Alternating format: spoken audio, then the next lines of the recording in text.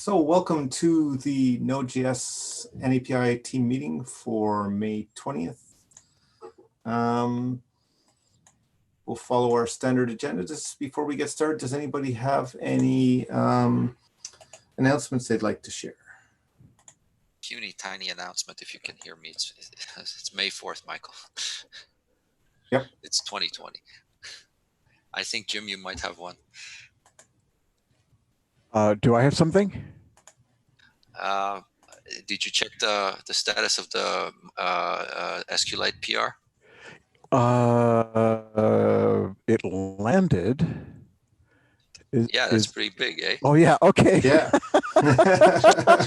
I thought that's what Gabriel was poking at. But Yes, yes, yes, it is landed. Yeah, yeah. Okay. We'll have further things to talk about there. Okay. When we get to that shoot, sounds good. Yeah, it's go ahead. been so long coming. It's like almost anticlimactic. Right. You've been working on it for quite a long time. Well, Yeah. It's still it's a big thing. So. Yeah. I think it's on track 5.0.0, right? Because you said it was December major. That's exactly right. Yes. That's cool. Very yeah. cool. Yeah. Okay. Any other announcements?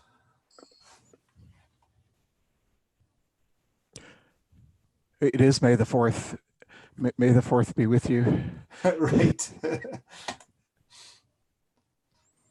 Okay, there we go. So I'm going to share our milestone. So the first one is the next add-on API release, which I believe is completed. Thank you very much, Nick. Now, is Nick on, I guess? Sorry, and I guess Nick isn't able to make it today. But anyway, big thanks to Nick who did that release. There is a request that we do one more 2.x release with at least one issue backported. So I guess we'll leave that one open until we close that out. So we have this one request for a backport. We can see if there's any others, but I think doing that this one time makes sense. I think we could spend some time, maybe not just in this issue, but sometime we should spend some more time thinking about like what it is in terms of, our support plan strategy for older versions and non-end line versions. To me, it's kind of, it's odd that like we have to create a new major to drop support for a version. But then the only reason that the only reason that the people who now, so we've created version 3, which says you can't use this with 8 and 10, or sorry, with 8, because it's out of service. But then there's a request to backport fixes to 2 so that they can be used with 8, which is end of line. But if we hadn't actually dropped support in 3, they would just be able to use 3. So it kind of seems like we're creating a bunch of extra work for ourselves. We're trying to drop support, but then we have to do more work to support it. Anyway. Yeah, I don't know if you see what I'm getting at, but yeah, I see you. Mm-hmm. So we should think through that, because like we're kind of in a unique situation that we did include a few that were like technically breaking, although I think they were the point where it was, we could have probably debated one way or the other, but we said, okay, we're going to create a major anyway. But like we're very careful not to do things that are breaking, not that we won't ever, but it kind of results in the only reason you have the major is to drop support. So, but then how far back do we go? I mean, if core doesn't support 8 anymore, then why should we? I mean, that's my point too, right? So. Like we are a different project, understood, and we may have a different sort of support cycle, but yeah, I mean, we are going further back. It may be more that this is like a special situation where we had a bunch of changes that got in, And really, we should have maybe done a release earlier, but we didn't. And if we had done a release earlier, it wouldn't really have been a problem. So, but I think it's worth trying, talking together as a team, saying this is what our approach is. This is what we're agreeing to. And so how do we even test on 8, right? Because I mean, can yeah, we, you're right. We've taken it out of was- our yeah. CIs and. Michael Nicola is So here. Oh, okay. Thank you. I'll promote him.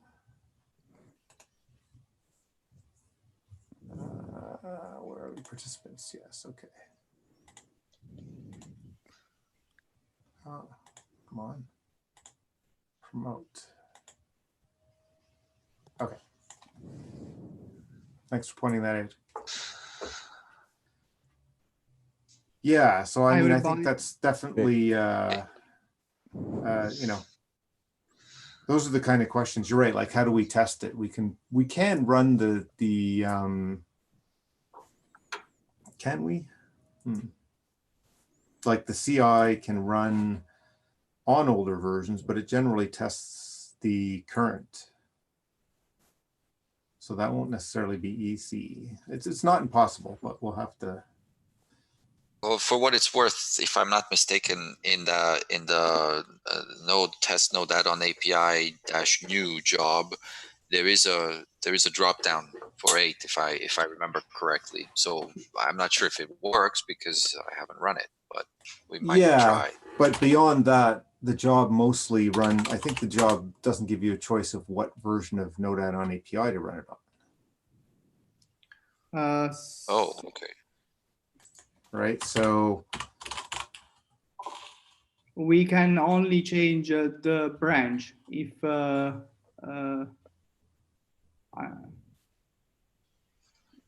right. So that made a lot, okay. So maybe we can create a branch for version 2. Right. Okay. And then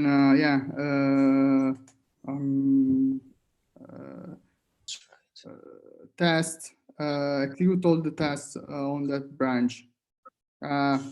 This is a possible solution. Okay.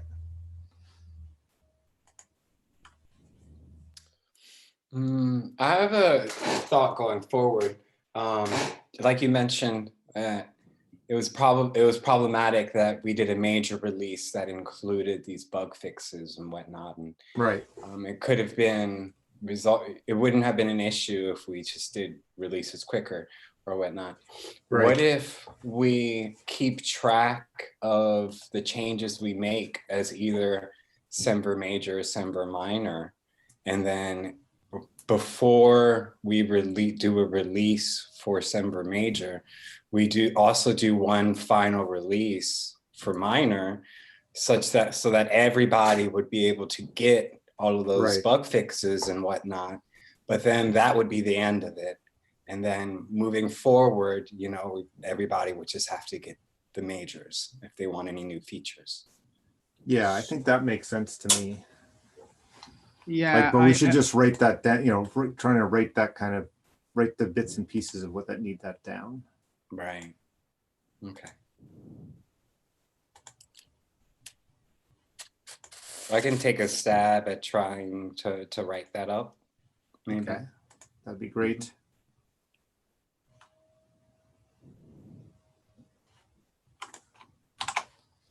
Okay, so yeah, if you want to do that as the next step, that sounds good, and then we can have the discussion in that issue. Right. Okay. Sounds good. Okay, I don't know, Nicola, thank you very much for doing the last release. Is there anything else you thought we should talk about that? No. I saw that Gabriel landed the documentation for get distance data.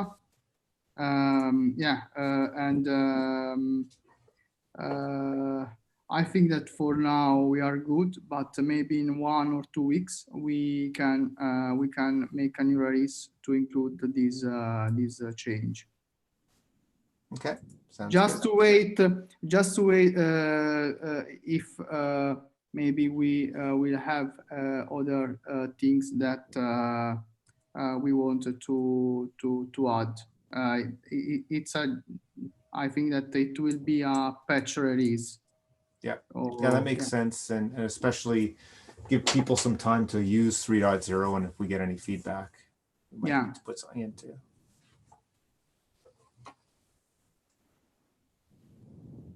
Okay, so we'll leave this one on as a reminder to talk about the 2.x release between now and then. You know, I think we should give people a little bit more time to comment if there's any other issues, and maybe next week we can talk about timing for that. Okay. Okay, SQL8 N-API port. Yeah, let's bring up that issue, Michael. Yep. And let's scroll down to the bottom. Okay.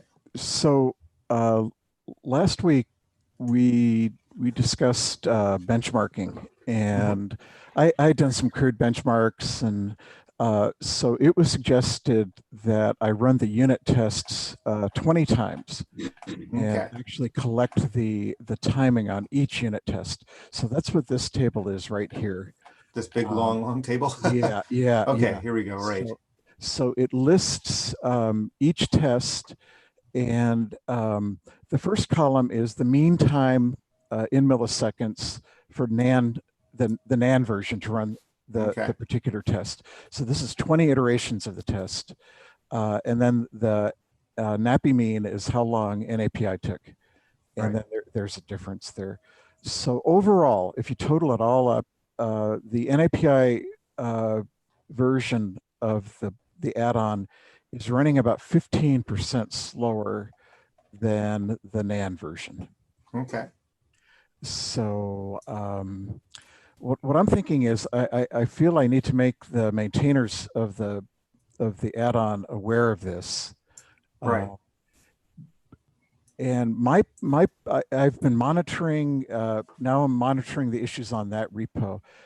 My plan would be to monitor any complaints of slowness there, take a look at it, and then if it's beyond my capability, to post an issue either on Node Core or on the Node add-on API. Yeah, that makes sense. Yeah, I think saying, hey, you did these quick things, this is where it is. Yeah. You know, like, because some of them, especially the ones where the numbers are like, you know, 0. Yeah. Well, because that was like 0, 0, and 400% difference, right? But it's obviously right. Yeah, not a very small difference because the original is very small, right? Yes, exactly.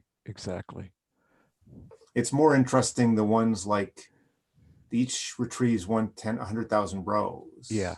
That's 140%. So that's like, you know, okay, 40% is, you know, that one is a particular interest. Yeah. So, okay. So yeah, I think that, you know, definitely it's good, and probably saying, hey, you know, did this quick thing. And, you know, I guess if certain things end up highlighting as being issues, it would be good for us to understand so we can look at the implementations of those. Okay, very good. Yep. And they've just did a 4.2 release that they're still working through. So at some point, I imagine the code is now on master, and at some point they're going to do a 5.0 release based on this code. Okay. So do we need this open still? Like, do you think we should leave this one open to discuss weekly, or? I think my opinion is let's close it. I think there's going to be very slow adoption on 5.0. Okay. Because you have to actually ask for it. So if something major comes up, I can always reopen it. Okay. Or a new issue is probably makes sense. Right? Definitely. Yeah. Sounds good. Okay, well, hooray, and thanks for all your work on that. And yeah, it's facilitating that one. That's great. It's good to have this done. Okay, so the next one then is transfer the N-API tutorials into the OpenJS Foundation. Yeah, Michael, if you open that one up also, down at the bottom, as I mentioned last week, I've got a Gatsby implementation going, and there's a link here that brings up what it will look like when it's on Gatsby. Okay. And it needs work. I did not make any progress on that this week, but this is where I'll start putting my energy. My concern now is getting pulling in live code into these tutorials, like we had with Hexo. And Okay. so anyway, that's pretty much where we're at with that. And in terms of, with Gatsby, what would need to go in, like if we're hosting it in the examples repo, So what would we need to do that? I would create a like a documentation or a Gatsby folder in the repo. And then the other thing would be to update the CI so that at appropriate times it would rebuild the site. And then we would hook up whatever the HTML output, whatever that directory is, we would hook that up with GitHub pages. Okay. And does that, so in terms of like things that need to be enabled for the repo, does it require anything or? You mean changes to the settings of the repo? Yeah, like do we need to enable any GitHub apps or anything like that? I don't think so. I haven't gotten that far yet. I think it's just a matter of doing the CI correctly. Okay, and the CI could potentially be a GitHub action? Yeah, that would be my plan. Okay. Do it in GitHub Actions. And I don't, if anything needs to be tweaked there, I can let you guys know. Okay, just curious. Yeah, the other tweak would be hooking up the GitHub pages for the repo. But I was planning to use GitHub Actions. Okay. Okay, that sounds good. The GitHub pages, I'm not sure we've done anywhere else, but I can't see what any issues with asking for that to be turned on. So. Okay. As long as is that something you can turn on per repo? I'm pretty sure it's per repo. Okay. So yeah, then I don't think I can't think of why there'd be concern. Does it make sense for us to ask that earlier than later? Like I can ask to have them turned on now? Yeah, or at least raise the issue to see if there are concerns. Okay. Is there any downside to turning them on? Like it's just a repo configuration? I've never done it, Michael, so I'm not sure. Let me just take a quick Google here. Enable.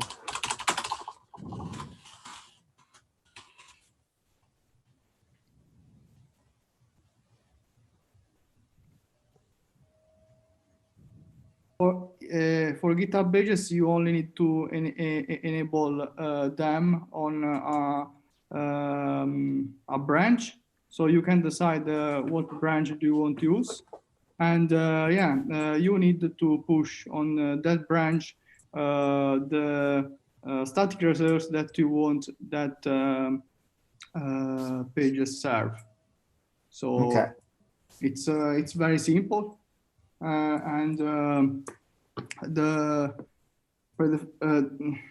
There is I think that the name will be GitHub will be Node.js example.github.com. So if you want, you could use a custom domain if you have, or maybe it will be composed like Okay. We can start with that, and potentially later on we could actually have a redirect. Yeah. Like nodejs.org/NAPI or something.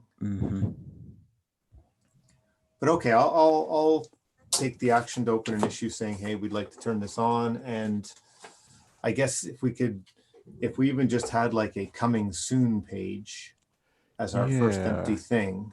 Yes. So, okay. I'll open that up and but that sounds good. Yeah. Do we need to open an issue on the Node.js example repo? I was going to open it on the admin repo. because it's the TSC and ComCom who sort of share the GitHub management. So that's where we make requests to do things like turn on new GitHub apps or create new repos. So I think that's probably the right place to say, hey, we want to turn on GitHub pages for this repo. I'm not 100% sure that like once a repo is open, we really have to ask, but since I don't think there's many of them, like I don't know of other repos that have them turned on, it makes sense to make sure everybody's aware through that by making the ask in the first place. Yeah. And you could, if you chose to, Michael, you could include that URL to the work in progress if people wanted to know what it is we're talking about. Yes. Yeah, that makes total sense to say, here's the issue where we're talking about it, and we're going to be, using it as part of that here. Yeah, perfect. Yeah. Yeah. So yeah, I'll reference this URLs to provide the context. Okay. Okay, anything more on that one? Nope. No. Okay. So tracking issues for modules reported. Well, SQL8's a big one. I don't know if there's any other. I guess, Gabriel, you noticed a new one as well? No, SQLite was the big one. Right, you mentioned. Oh yeah, no, yeah, SIMD-JSON. Yeah. I noticed that it was using Node.js N-API, Okay. whether or not supported or not. I'm just looking. The numbers seem to be almost up. 900,000. Yeah. So that's good. And 546 dependents. That's going in the right direction for sure. Okay. Okay, nothing to talk about there. So I guess any issues that are open, either Node add-on API or core that we should talk about?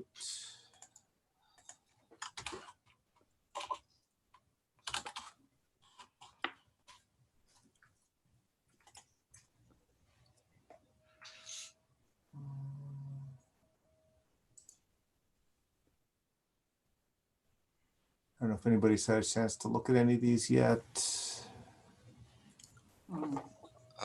Lucas, I think you were working with the async context and stuff. That was the most recent sort of movement there, I believe.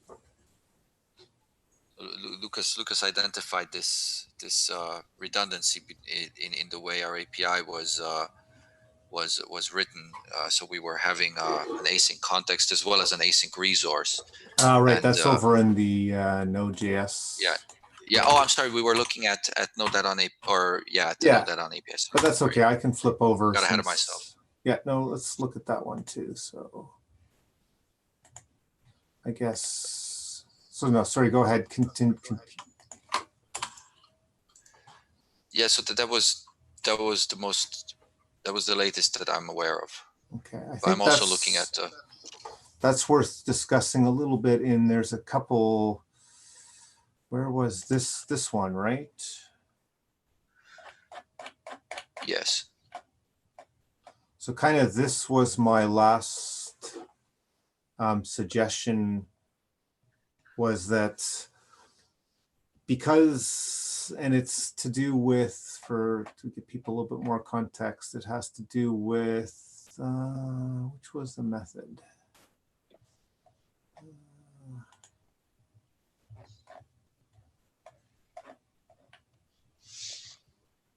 I think it's scope and init scope or something. Scope.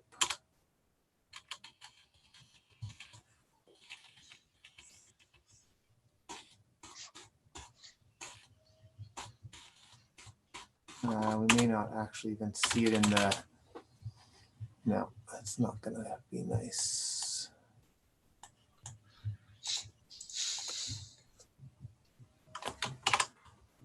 Scope. Init is it? No, or init.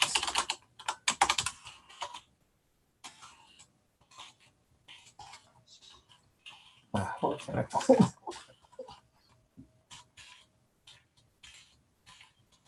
Do I have the right file?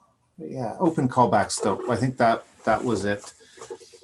It's that We pass in a resource object and this context handle, Yeah, it's a NAPI open callback. but at the same time, init NAPI init callback.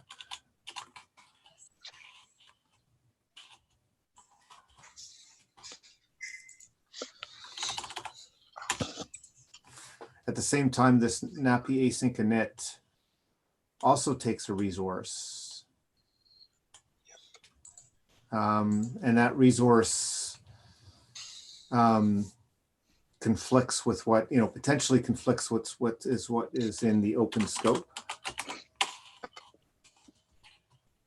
Right, so here, so this object, if you're passing in the context that already has an object in it, then this object doesn't really make sense.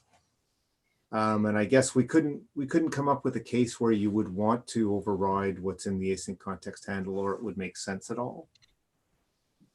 But because we don't want to break this ABI, the ABI, what I'd suggested was, is it, sorry, let's see if I can now go back to.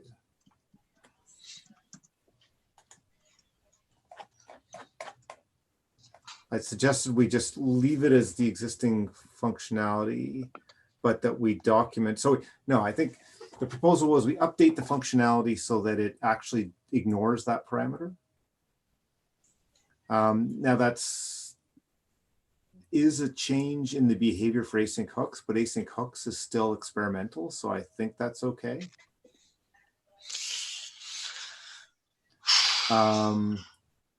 Because we can't really think how that actually does something useful and or the right thing.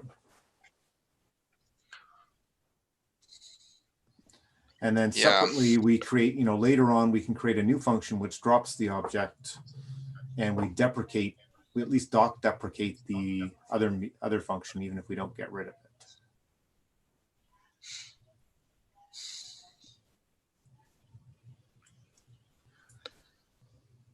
What do people think about that? I mean, whom could we potentially break? That is my only question. I don't know if anybody uses that object. What do we do with the object now? It's bundled into, like, it ends up being the object you would get back for the context. The problem is that because there's also this async handle, which you've actually created, you're now overriding the object that you gave it when you created the handle, the async context. And that messes things up. You should be getting the object bundled into the context rather than the object given separately. Is that correct? Yeah. Strictly speaking, right now the parameters passed in the NAPI make callback and the NAPI open callback scope. The resource is not the actual async hook resource is not the expected resource. So basically, if we use the NAPI method for the async hooks, so the current behavior is actually not the expected one. So I'm wondering if someone is using the API, then they might not be pursue the correct behavior of the async hooks. So I'm wondering if in this condition we can change the behavior as a bug fix, or some other solutions. I think we kind of have two things. One, you can look at it as a bug fix because it is breaking the behavior for people who are using the async local storage API, right? If I'm understanding the thing that we yes, it can change the behavior of async local storage with the NAPI, like say NAPI open callback scope and then NAPI make callback. But the resource object that we passed into the NAPI functions is possibly not the not the one we pursue at async hooks. So currently NAPI async in so currently the NAPI method doesn't work as the document as the document, since maybe I'm take a example like NAPI make callback. In NAPI make callback, we passed in a async context, and the async context is inted with a resource. But in the async hooks right now, we can receive the resource. The resource we receive is actually the NAPI make callback, the receiver parameter. So NAPI make callback is not working as the document with the async hooks. So potentially it does change the async local storage behavior, but yeah, it's a if someone writes the NAPI code with current NAPI behavior, then it may be a breaking change. If the code was written according to the document, then I think it's a bug fix.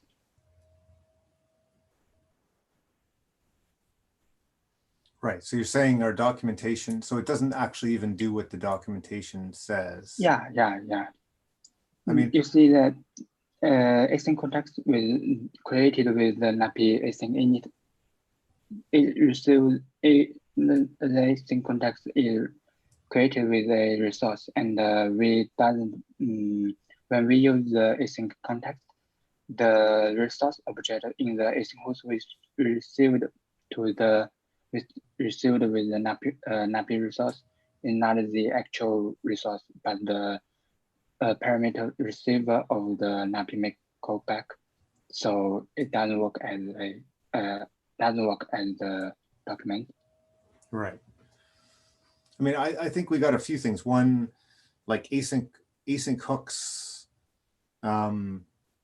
is experimental, so we can make changes. And as my understanding, this would only affect people who are using async hooks, right? Yeah. I mean, it's still experimental, so we have more flexibility in the changes. It sounds like in this case, like we couldn't come up with any reason why it would make sense to be doing, like why people would want it to do what it is doing before this fix. And then even, if Legendicast, if you're saying it's even documented not to do this, that's even another good reason. Yeah. So it seems like very unlikely it's going to break anybody. And then it's also in an area which is still experimental. So then it's probably okay. And so my take is I think it's the right thing to do. I'm wondering how many people would use async hooks with NAPI, since async hooks is very, at its stage is still experimental, and NAPI, I don't know how many people use those two together. Yeah, and if they are, it's going to be giving the wrong behavior, right? Yeah. Right, like say they are not behave as the document says. Right, like in this case, it was specifically, called out that, like basically it's a known issue that this breaks async local storage, right? Yes, it will change the behavior of async local storage, but as I know, the async local storage is a very new API released since the last few months. Right. But it will fix that, right? Yeah, it will be fixed according to current document. Right. So async local storage should start to work once this goes in, as opposed to anything else. If the NAPI code add-on is written according to the document, then Right. it will be it's expected to be fixed. Right. So so it not only does it, it actually fixes a known problem. So like that's why I think it makes sense. There are some good comments in the PR itself about, perhaps reusing more code. But in terms of the approach, I at least personally think that makes sense. Possibly I can write a test case that according to the document says, and that case it fails on master and they should be expected to be fixed in this PR, so that we can, based on the test case, to determine if it should be a breaking change.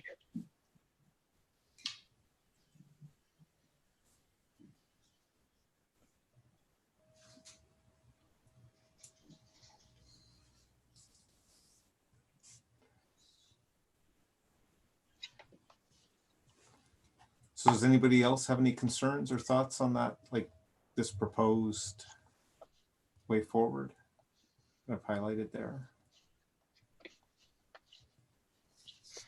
Yeah, that makes sense. That's easing people into the new API, I think.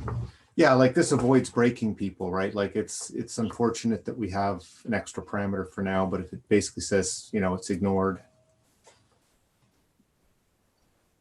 Yeah, that'll make it clear that yeah, because if I remember correctly, we added the parameter originally because originally the async context was nothing more than like two doubles, right? And there was no clear association between the Okay. object and the context. So Okay. Yeah, I didn't remember that history, but that makes sense. Yeah, and so that's probably why we added it. But now that we have it properly, like we have the context properly threaded through from the definition of the async context, I think it might make sense to point out that this is not used. Right. And yeah, eventually we can do a second API. So then this would have to accept null for that, right? It would have to be okay for it to accept null, like the yes, yeah, the NAPI make callback. Okay, yeah, yeah. Even if I don't know if there's any way for us to make it default to null or whatever, but yeah. No, but yeah, we would have to be okay with nulls going forward, which is fine. Yeah, null or anything actually. We just will ignore it. Yeah, okay. Yeah, we're ignoring it, right? Because you can create one, you can pass it in, but just no, it doesn't get used. Yeah. Okay. And yeah. then related. Okay, sorry. Go ahead. No, I was just gonna get the comment and +1 it.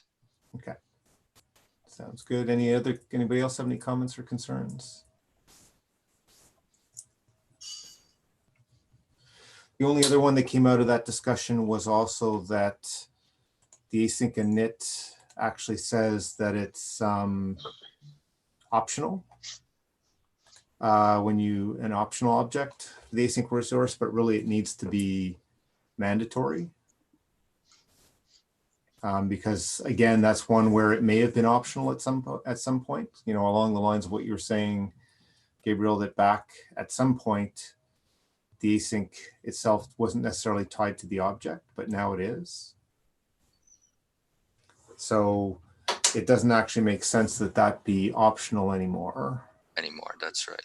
Well, I mean, it can be optional in the JavaScript sense, because if you don't provide it, then you can just pass null pointer, like a JavaScript null pointer object, which is an object. So, and if people want to pass null pointer, then they, they can. So I mean, it's optional in that sense. It's just I'm not sure if we are currently translating from a native null pointer to a JavaScript null pointer if it's not given. Right. Well, we used actually, to what it used to do is it actually would create an object.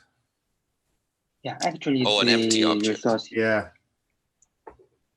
actually the resource in the async hooks is becoming a mandatory non-null object. Aha.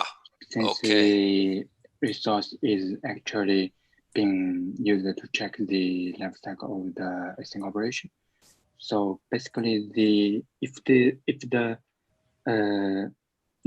this parameter in C++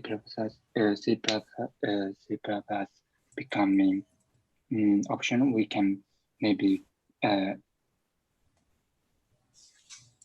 just like what's currently doing, then create empty object for it. I think the point was though that like just having some random object doesn't make sense. Like you should be actually giving an object that it would be associated with. Yeah. Yeah. So that's where like, what we thought the discussion so far was what I've captured in this draft PR, which is, again, because we don't want to break the ABI,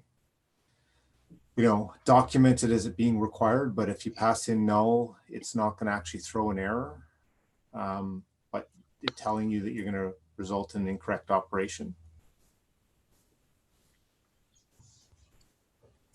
Because otherwise we are potentially breaking people who are like existing code, right?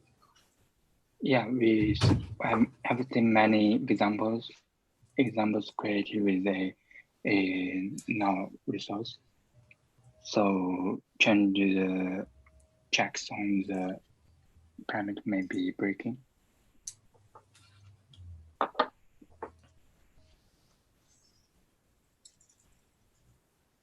So it seemed like the best we can do is to document it. And again, we could create a new parameter, a new method at some point where it would throw an error and then deprecate. But, so I mean, we could do this maybe the documentation way. So it says, okay, so right now it's optional, right? We obviously cannot add a check there because that would break people. But we could say that it is strongly recommended that an object be passed in, otherwise the context will not work properly. And we should also say that. Yeah, go ahead. So we should say here that it says right now, it says an optional object associated with the async work that will be passed to possible async hooks, right? We should say that if an object is not given, then an empty object would be created. However, it is strongly recommended that an object be given so that the async hooks might work properly. Yeah, I just actually, did you see what I've got on the screen? This was my proposed change. I just thought we documented as you need to, it's not optional. And then below have the explanation that says, oh, okay, there it is. Yeah, okay. In order to Okay, so retain you put that ABI below. totality, you won't get an error, but you're going to get incorrect behavior. Yeah. Okay. Yeah, so you put that below. Okay. Yeah. Well, actually, then it might make sense to just add it to the actual bullet point, because it should be, people tend to skim over this and they just want to know what each one does and then be done with it. So right, okay. they may not read that. We should move that. Okay. Yeah. Maybe move that up to the bullet point so that it's hopefully immediate. So let's see, how am I going to do that? Cancel, I think.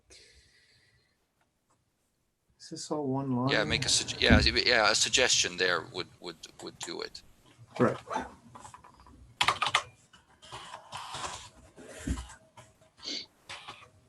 Except I need to. How many Include that. space Yeah. is that? That's 2 spaces. Yeah, so you're right. I need to include that.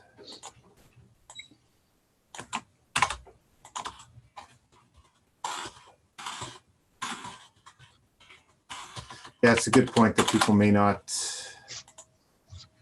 I know I often don't. I just want to know Right. what the parameters are, what they do, and that's it. Which ones are optional. So that. Oh, and then, And then- get rid of. Yeah, because can I do that? That's probably.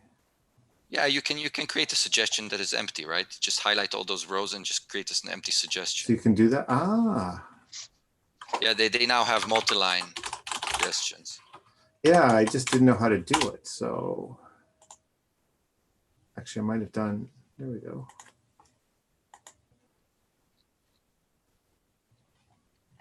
Okay. It'll be interesting to see if it goes away. Oh, it's gone away. Very Yeah. nice. Okay. Okay, that's good. Yeah, that was a good suggestion. Okay.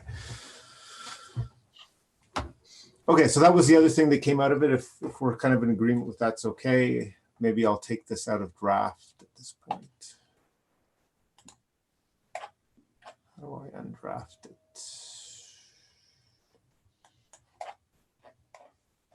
That's ready for review. Okay. Yeah. Okay, so if anybody has any other comments or whatever, I think that's the 2 things on that issue. I don't know if there were any others. Is there anything else in core that you knew that people have seen going on? While we still have time, I wanted to discuss my PR about the thread safe function context Okay. in Node.js N-API. Okay. What's the And number it's a there? Yep, PR. And it's in yellow. It's the one that has Sky? the Okay, yep. right. So the last comment, or the second to last or something, basically the implementation, the implementation that I have does not work on the old comp version of GCC. And so a little backup, since you weren't in last week's meeting, what I ended up doing was changing the existing thread safe function class to use this new thread safe function EX class. Right. Yeah. But for some reason, GCC4 is having some issues realizing a constant expression evaluation. It's that on the Travis CI link, it's having some issues with recognizing that. So it's probably because it's like a C++ 14 or 17 feature that some feature that's not implemented in 4.84.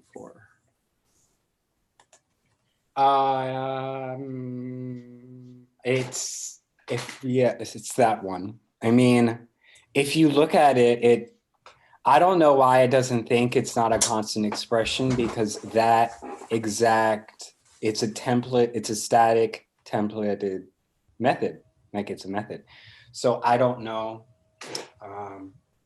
what the issue is. So then I brought up the question, do we need to support GCC4? Then someone else brought up that, well, Node 10 builds on GCC 4.8. So this is sort of where I currently am. Right.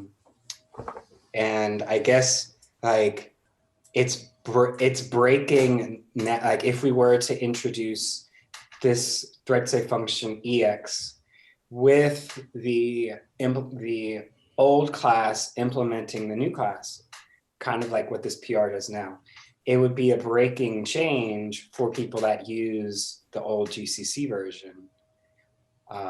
So I'm really not sure what we could do, if it's worthwhile. I'm not sure if it's worthwhile to then like revert the change that I made so that the old class does not implement the new class, but then it's a lot of duplicate code. You know, I'm just sort of up in the air. Yeah. Kind of looking for suggestions. like, I don't think we're necessarily tied to the versions of the compilers used in a particular node version. However, I think there is some risk there in that, you know, if that was the version that was used, you know, to compile Node, then you would think that it's not unreasonable that people used it as well in that era to build the add-ons. And so if you then had to, I mean, I guess it would only be if you were trying to use a newer version of Node Add-on API and a new feature. No, I guess you could have used the old thread EX or right. You could have used the old thread say function, and now you try and go and compile and it's not going to work for you. Correct. That's correct. And if I'm, you know, if I'm making a module that uses, oh man, I lost my train of thought. But yes, you're correct. Yes. Yeah, I tend to say it'd be nice to avoid that. I would agree. Yeah. I mean, because like because I'm thinking like if Node 10 is supposed to be built on 4.x and say I'm a developer that's targeting 10x, and I want my application to be able to be built with GCC 4. But I don't know if we can make it a strict requirement to say that, oh, if you use Node Add-on API, GCC 4 isn't allowed. I don't know. I don't know. Yeah, I don't think it's impossible that we could say you need something higher, but I really wouldn't want to. Right. Okay. Like I think it's safer to say, let's just stick with what's there. And if it's a little duplicated code, I think I'd say that's the right way to go for now. Yeah. So yeah, I'm thinking the same thing. So you know, the change introducing thread say function EX is not semver major in and of itself. The change, the internal change whereby we implement thread say function using thread say function X is a semver major, right? So if we, you know, if we could split the two, put both on master, you know, and then just release without the semver major one, right? But then you know, our release process right now is such that we just release the tip of master. So we're going to have to start having like staging branches and that kind of thing if we're starting to cherry pick. So you know, and which is something we should have, because we discussed earlier about having another 2.x release. Right. So I think if you break your change into two pieces, you know, where you introduce the duplication in one and then you remove it in the other, then when we have our release process figured out, we should be able to accommodate both, right? And have everything landed and just release as appropriate. But I'd almost like say, we don't necessarily want to put it into the head stream, because some people, you know, have tried that to get the latest stuff before a release. So we might want to wait to land that until, like, you know, 10 is no longer in service. Yeah, like make it just a PR that's blocking until it's ready to be merged in or something. Well, yeah, I mean, we could take like the next major sort of approach, you know, and then have a like a what do you call that? Have like a branch called next major. We could go that way, and then if we're expecting people to build and to use off of master, then that would be the way to go to protect master a little bit. Right. But that's a bit of cognitive overhead for us. Yeah, and then you got to keep it building. I would almost just leave it as have a PR which we just don't land. Yeah. Okay. Yeah. Having this, having this separate, like this semver major branch, I guess it would also help us if we wanted, going back to our earlier discussion of like when we do a release, we want to do a Semver minor release right before we do a major release, kind of, so that we can do get all the bug fixes out before we introduce, Yeah. you know? So maybe it would make sense that there is some sort of long running Semver major branch that, you know, all features that are, you know what I'm saying? I think maybe that would make sense. But it is a more overhead, like you're mentioning. Yeah. Yeah. Because Then you got to make sure it continues to build and test it as well. Exactly. Yeah, and we'd have to rebuild. We'd have to rebase onto master whenever we land something onto master to make sure that it still you know, merges cleanly. The other thing I would factor in is we really don't want Semver major changes. Right, that's true. Right. So like I was just thinking. The one we, you know, when we drop support, we're really not breaking anything, right? Like we're just saying, like, we're not changing, we don't want anything which changes the APIs in a breaking way. Right. Things like we're dropping support, we may be forced into it. Similarly, I think it's documenting our compiler level support approach makes sense, because I don't think we have, you know, so we could be explicit that basically, you know, we will support back to the earliest LTS that's currently in you know, supported by Node, because that's effectively what our CI does for us. Well, no, because well, it may be lower, but like we only test back to the latest LTS, that's like the oldest LTS that's in service, right? Yeah. So that's what our CI actually helps us protect. We don't know if you know, we would even still run on, I guess we run on 6. We don't test that, right? So we don't know. Actually, yeah. So I mean, yeah. I think for now yeah, you're right. I think the safest course is to just leave out the portion that does the reuse, and then just have the duplicate. I mean, we have ample code duplication anyway in some places. So it's just, yeah. I think somewhere like in, you know, when 10 is no longer in service, then we can go back and say, okay, let's recombine the code. So maybe leave us a reminder in there that says, hey, we didn't combine this code with the stuff over here because of X. When X is no longer true, we can merge. Right. Yeah, if you can, so if you can break it into 2 commits, then we can have a PR open with the Semver major portion of it, and maybe leave like a to do in the code pointing to the URL of the PR, and then we will not only be aware that it can be done and the reasons for why we haven't done it, but we will also have the recipe for doing it, you know. Yes, that makes sense. Okay, gotcha.